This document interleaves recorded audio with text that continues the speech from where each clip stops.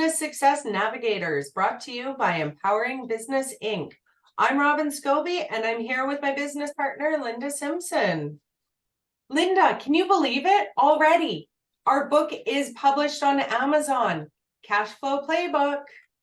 I am so excited. This book has been in the works for a while, and it's so good to see it coming out. Can't wait until the shipment arrives this week. There are so many good tips in there. I am so amazed. And there's also the side effects of like 80% of businesses fail within the first year. First 5 years. It's amazing, because when we go into business as business owners, we are so passionate about everything we do. And we can't imagine how quickly things will go sideways. I've owned at least half a dozen businesses in my life, and maybe I was blessed, but I either sold them or closed them intentionally, and some of them are still operating. And it's a tough world out there, though, from a business point of view. And when I heard that stat of 80% failing in the first 5 years, I just couldn't believe it. And when we came up with the idea of a cash flow playlist book, it was amazing. What were your thoughts about the book, Robyn? Some of them, because I have the accounting background of it, it seems so natural to me, but yet it wasn't. For the majority of business owners, it's amazing how just not understanding even what the word cash flow means. Like, cash flow is just money coming in, money going out. And when you're cutting things, doesn't always mean that you're cutting your services or your product or any of that. You're like just improving your bottom line so you can be a better business owner. If you had to give somebody one tip out of the book and they only were going to get one tip, what would you give them as a tip there? Invoice faster, get your money in quicker. If you can improve how much money you have coming in, that's a huge tip. One of the best tips I find in the book is stop waiting to get everything else done to do your invoicing. And I was guilty of this as well in so many of my businesses. If they weren't a cash business, I was always more focused on get the work done for the client, I'll get it invoiced. And especially in our accounting business, there were times when we were a month late sending out our invoices. How are our clients going to pay us if they don't even get the invoice from us? And we knew better. We were telling our clients, don't do this. Not only did we know better, but we had to pay payroll expenses on that. Like, what were we ever thinking? It's absolutely amazing to think of where we were and where we've come to with just a couple of easy step-by-step things to do. Yeah, absolutely. Excuse me. So I would say that that's the biggest tip in the book. Get your cash coming into you. See, and I always think the biggest tip is make sure you have a good bookkeeper or a good accountant. You have to have those reports. You may not know how to read them. That's where we come in. We can help you read them, learn to analyze them without a lot of extra time. I'm going to say it takes probably an hour a week to, at the very most, to even look at those reports. But you have to get your information to your bookkeeper so that they can get those reports so you're making good business decisions. So in the good old days, like I think about my dad and his business, he could wait to invoice. The world wasn't as fast, and people wrote by check and they'd put it in the mail and all of those things.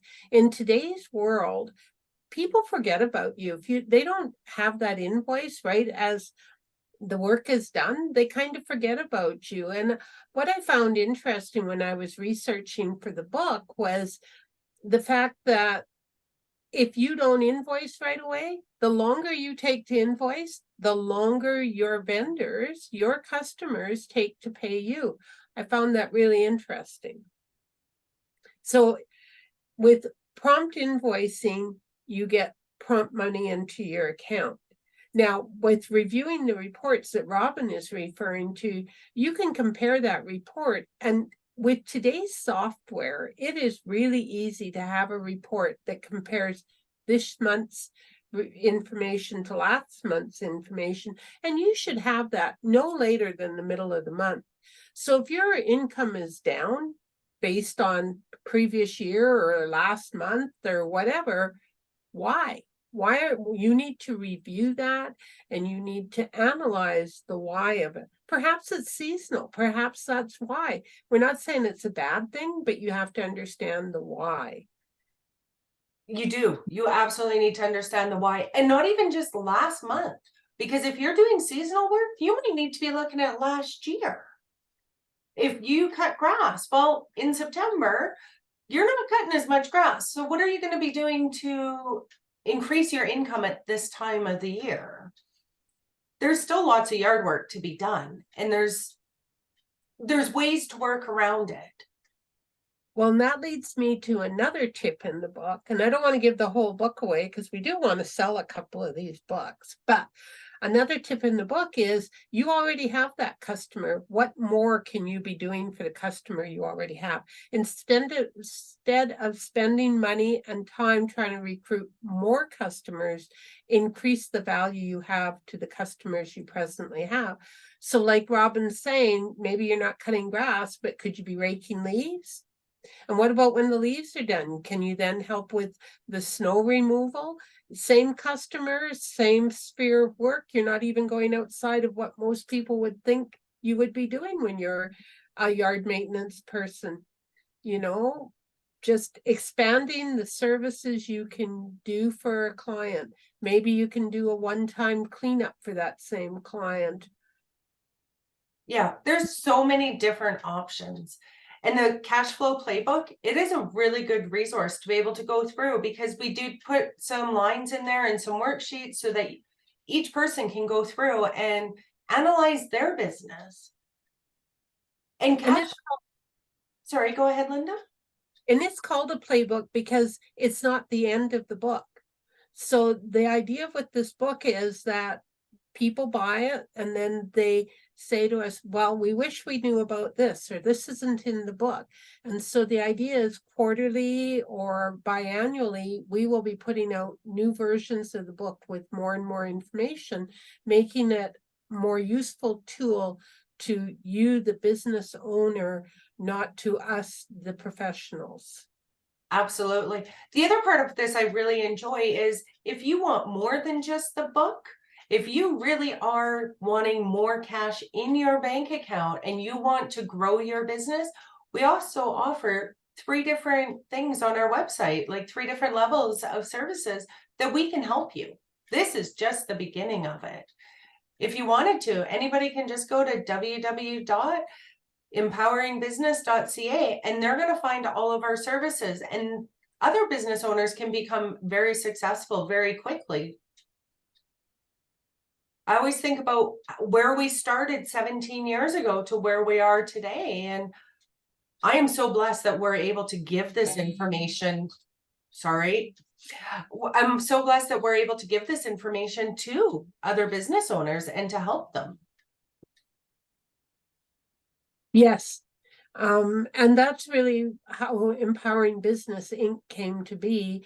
When we sold our accounting business, I thought I would retire and write books. And Robyn said to me, I really have this passion that I want to share with the world, and that is to make them successful like we became successful.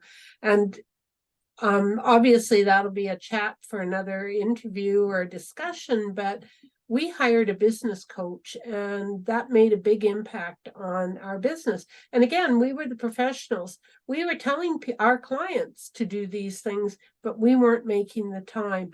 We found when we made the time, it reduced the time long term, the investment of our time, but we had cash to hire other people to assist us when needed, and we weren't as frustrated and chasing our tails all the time.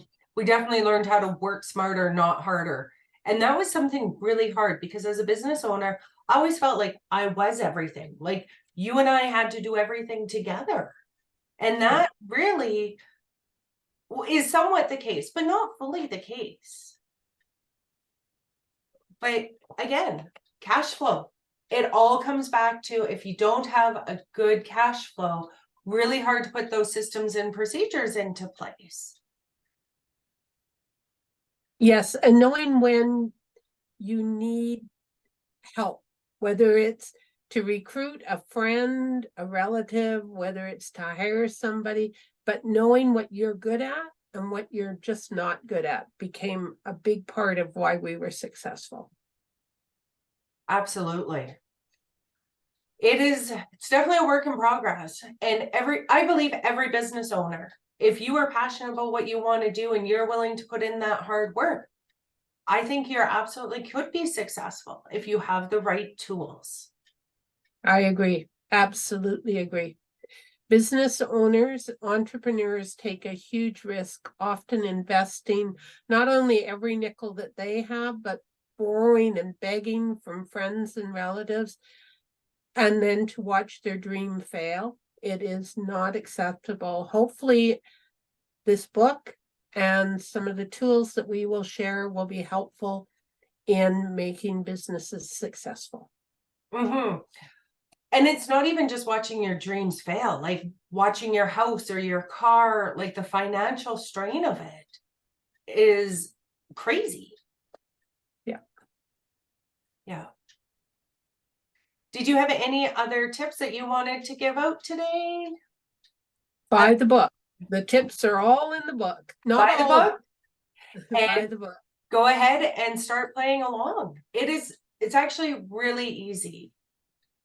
And we have workshops where you can join the workshops. We have one coming up at the end of September. I believe it's September 28th. I might be wrong, Robyn, because me and the calendar are still struggling. It's posted on our Facebook page, so people are Right. absolutely able to come and check it out on our Facebook page.